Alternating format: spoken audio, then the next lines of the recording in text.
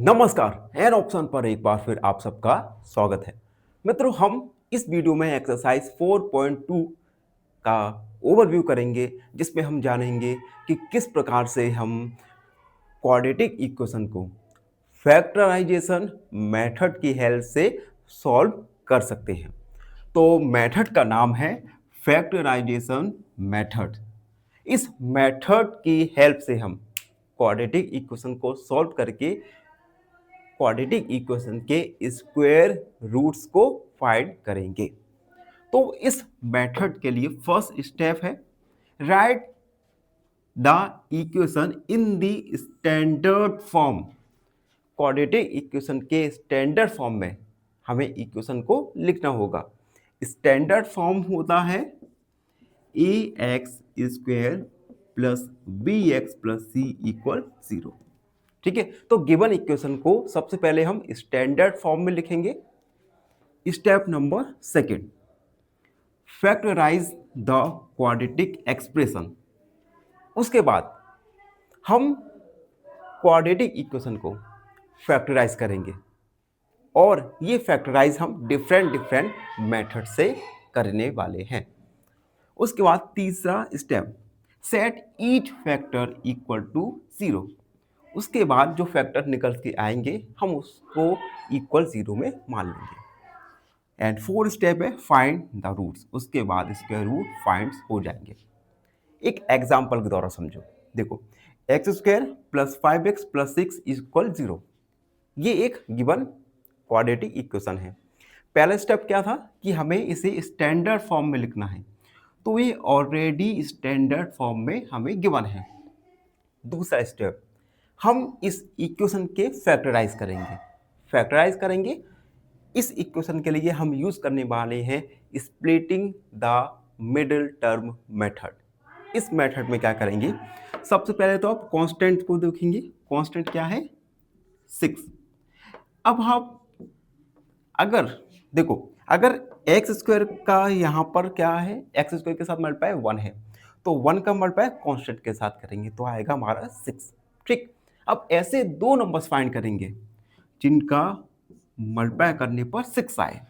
ठीक, wait wait अभी पूरा नहीं हुआ।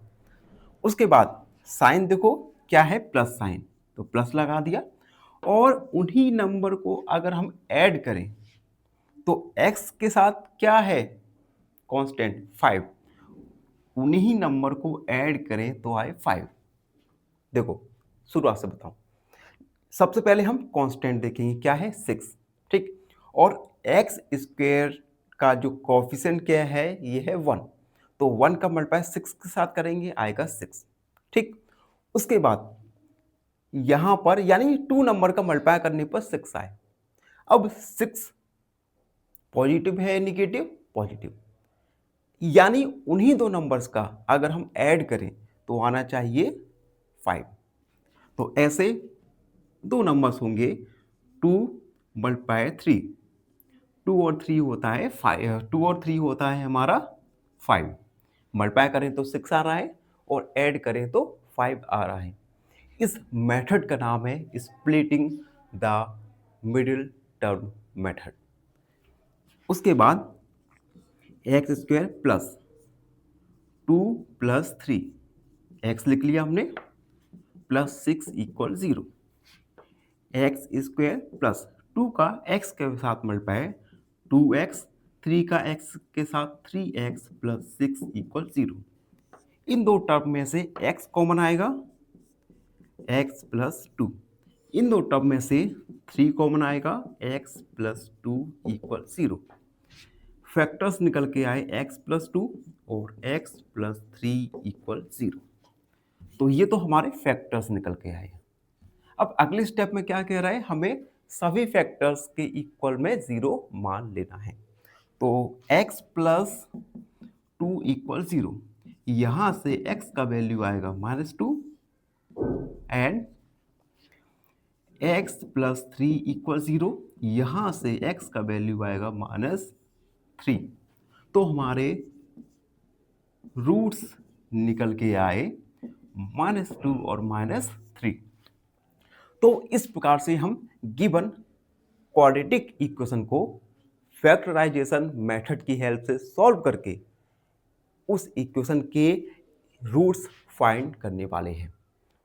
एक्सरसाइज 4.2 में इसके रिगार्डिंग हम बहुत सारे क्वेश्चंस को सॉल्व करेंगे। ठीक है, तो ये था एक्सरसाइज 4.2 का ओवरव्यू। आई होप आप सबको ये ओवरव्यू अच्छे से समझ आ गया होगा। फिर भी कोई डाउट है, कोई भी क्वेरी है तो उसे कमेंट में लिख दीजिए। धन्यवाद। हमेशा फाइनली एक क्वेश्चन पूछूंगा आपसे। क्वेश्चन है the discriminant of x² plus 6x plus 9 equal 0 is option A 36, option B 0 या ऑप्शन सी 18। इस क्वेश्चन का आंसर कमेंट सेक्शन में जरूर लिखिए। बने रहिए हमारे साथ एन ऑप्शन पर। धन्यवाद।